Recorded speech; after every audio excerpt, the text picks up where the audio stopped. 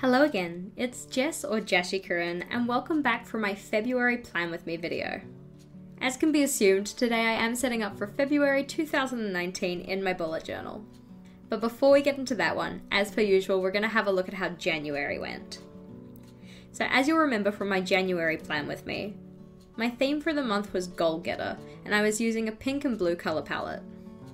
Just as a disclaimer before we start looking at these pages, I am filming this video a little bit in advance, so there are some things that still aren't filled in. So we have my cover page for the month, my monthly log, productivity, leisure and habits trackers,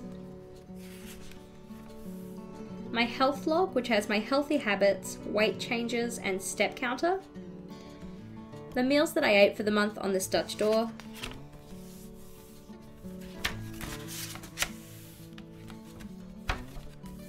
a notes section, my social media scheduler,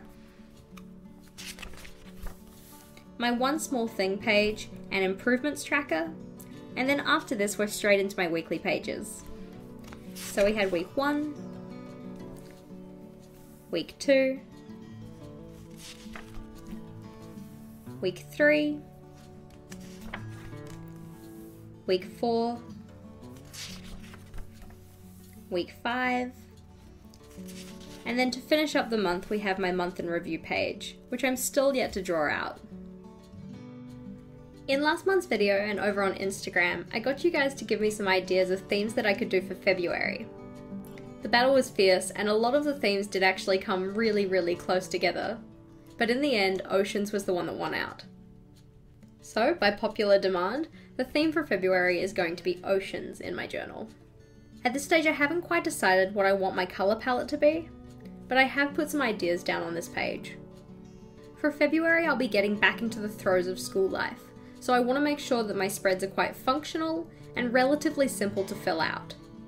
In terms of the spreads I'm actually going to be including in this setup, I'm having my splash page, monthly log, habit tracker, health log, meal log, improvements tracker, daily doodles page, notes section, social media schedule, and I'm bringing back my gratitude log.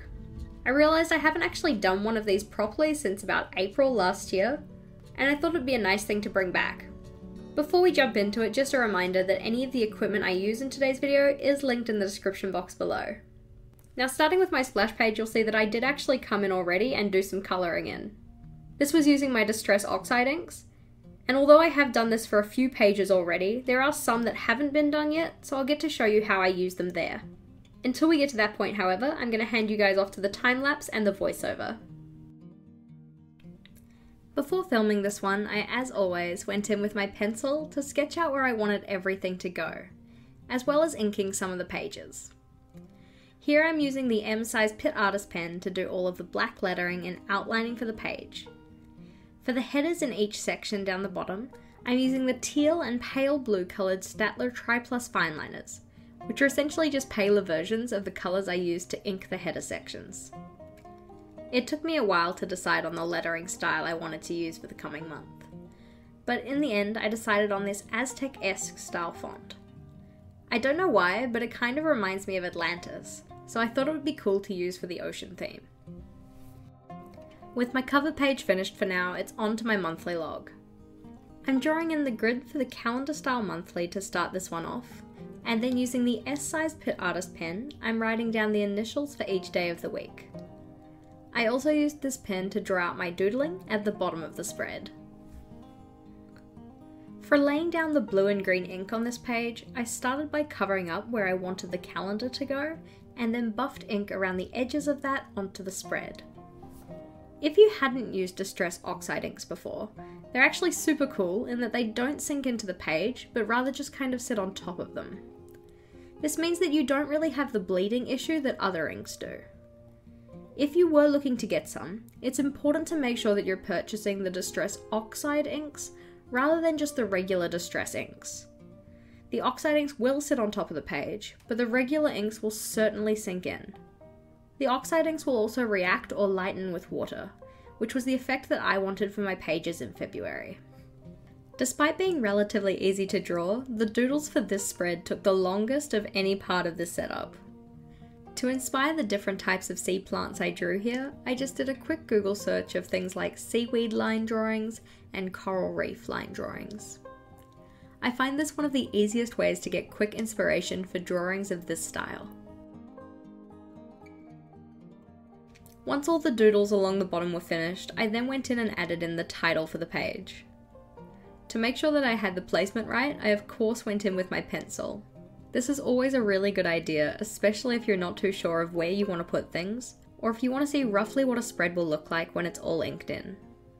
Although it did take quite a while, this spread was a lot of fun to draw out, and I am looking forward to seeing what it looks like when it's all filled in at the end of February. Once I'd written in the numbers for each day of the month using my Staedtler Tri-Plus Fineliner, it was then onto my habits and gratitude pages. As you can see, these ones I did also ink in previously, but I'm just going in here and writing out the titles for each page in the same Aztec style font. At the bottom of the page for my habit tracker, I wanted a quote that aligned with the idea of taking small steps to reach your goals. So the one I've gone for is that every drop in the ocean counts. I thought this was a nice way of reminding myself why I'm working on these habits, as they're going to be bringing me towards my larger goals for the year. For the habits page this month, I've decided to use those individual mini calendars.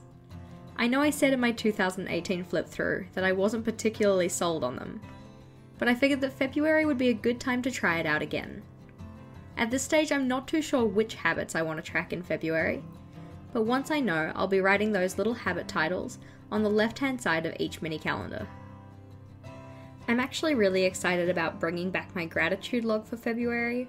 I feel like it's been a really long time, and it was one of the pages that I actually really enjoyed filling out as the month progressed. This is also one that I love being able to look back on in future months, and it's always a nice way to practice different styles of lettering and doodling. So as promised, I'm now going to take you through how I've been doing these kind of watercolor-esque borders. This page here is going to be my health log and improvements tracker, and I'm going to be doing that kind of banner style thing at the top of the page here. You can see that I've already actually laid down a pencil line to show myself where I want that banner to stop. So along there I'm going to be laying down some washi tape to protect the rest of the page.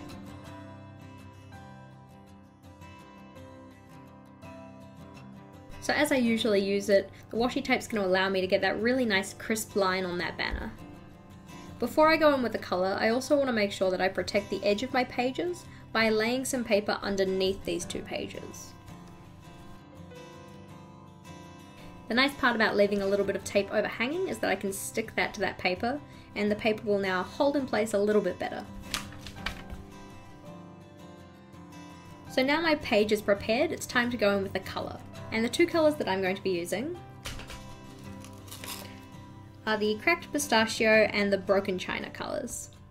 What I've been doing is I like to go through with this one first and lay out where I want those ones, and then blend this one over the top and around it. So I take my little dabber and I circle it around in the ink to pick up some colour. And then I just lay this down on the page, and as it starts to run out, I just go get some more.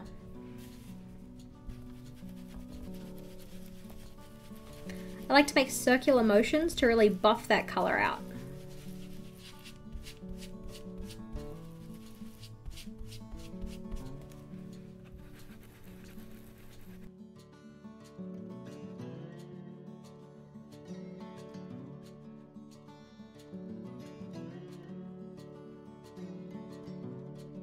Now that I have my green sections in, I'm going to go in with the blue. So I've got a new dabber pad. I like to keep mine on the bottom of the containers because I have a little bit of a Velcro tab here. And I'm going to start this colour in the sections that don't have any and then blend it into the green. While I'm putting this ink in, I'd just like to take a moment to thank the people that offered up suggestions for February's theme, and to all of you who voted in my poll. I'd love to do the same thing for March, so if you had any ideas for themes you'd want to see me do in my journal next month, drop those in the comments section below. You'll have seen that for the effect that I'm trying to go for, most of the green areas I did go over with the blue, And for me, I'm okay with there being some darker areas because now we get to go in with the water and let that ink react. For this I have a small spray bottle with just a bit of water in it, and I spray from a distance over my page. What I also like to do is make sure I cover this section with something else, just so I don't get my page wet unnecessarily.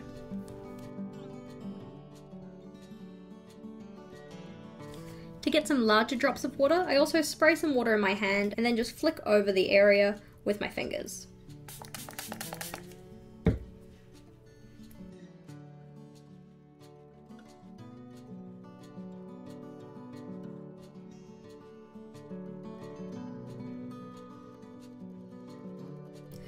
I just went over the damp area with my heat tool, and now I'm going to take up this washi tape, remove these pieces of paper, and put a piece of blotting paper in the middle and then firmly close my book.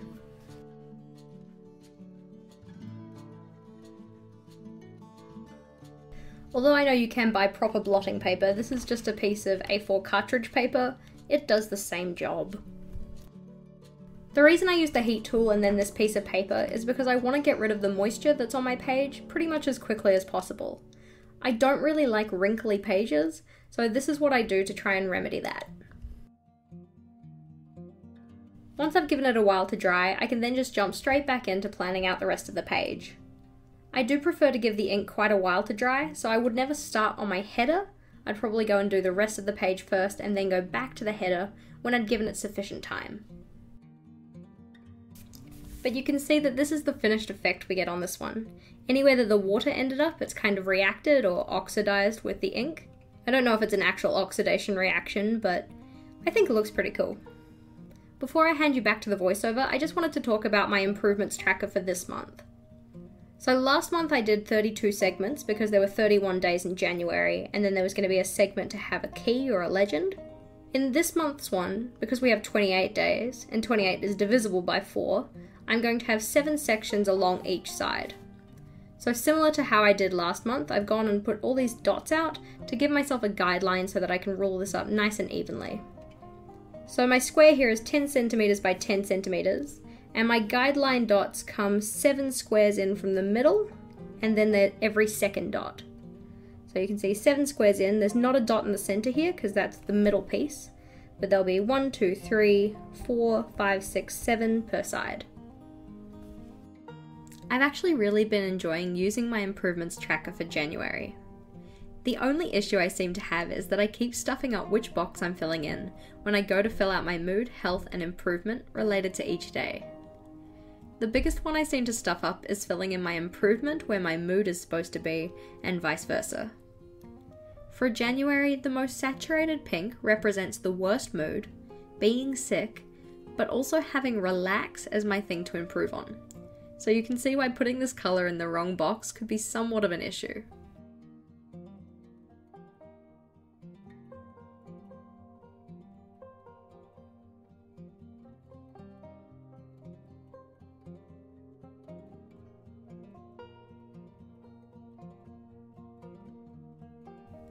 At this stage I haven't decided on the Tombow colours I'm going to use for February, but I've put in a section for my key, so I can fill this one out once I have made that decision.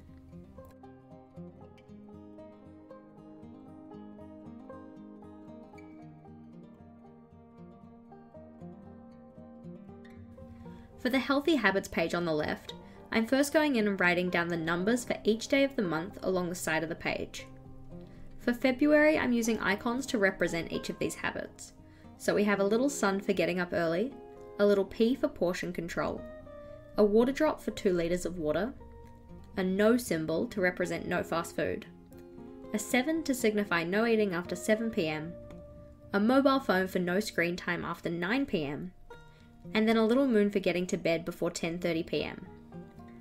The little scales here represent my weight change each day, and then the numbers represent how many thousands of steps I did.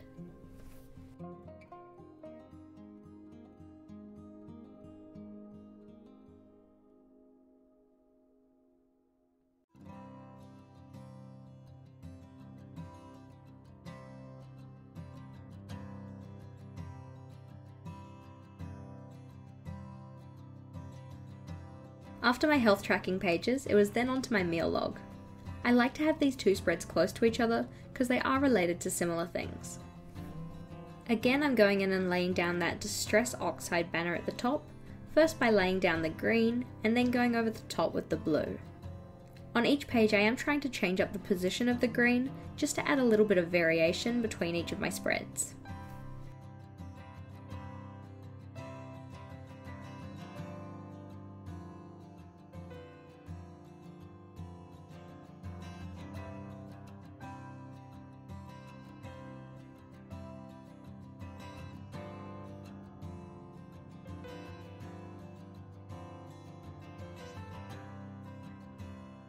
Ignoring my gratitude log on my notes page, my meal log is the easiest spread to set up each month.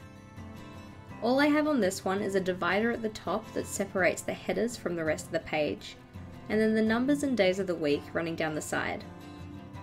I am looking to eventually change this spread up to record a little bit more information, but for now it is working quite well, so I'm going to just stick with this one.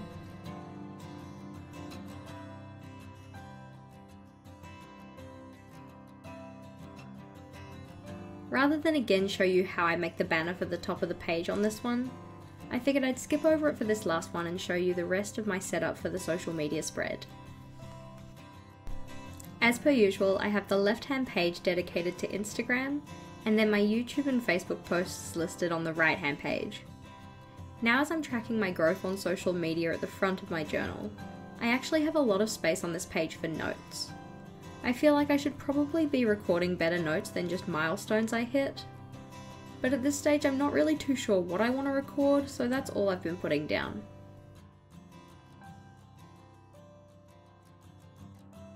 On this last spread I'm going to be having my JC Doodle Challenge and notes page, and I figured that for this one I'd again show you how to do those borders, as these ones are on the side rather than up the top.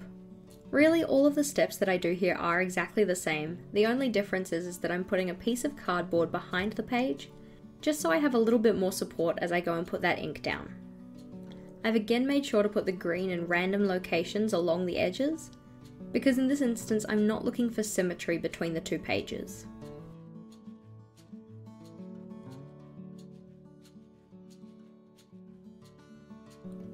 After applying the water and then drying it off with the heat tool and the blotting paper, it's time for some inking. On the left hand page, which is for my doodles, I wanted 28 boxes for the 28 days of the month. Instead of drawing out the boxes in full, I'm just drawing in the box corners using my Staedtler Tri-Plus fine liner in the light blue colour. Each of these boxes is 5 squares by 5 squares. In theory, if I've actually done what I was supposed to do this weekend, the prompt list for the JC Doodle Challenge for February should be up on Instagram now.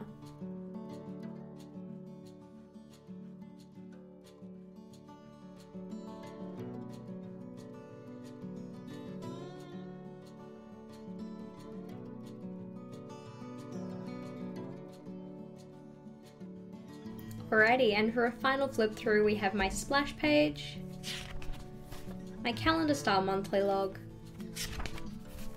my habits and gratitude logs, my health tracker, so this includes my improvements tracker, my healthy habits and my steps tracker, my meal log, social media scheduler, and then my JC Doodle Challenge and notes page. Thank you for watching. If you had any thoughts, comments or feels, please do leave them in the comment section below. And if you liked today's video, please do make sure to give it a big thumbs up.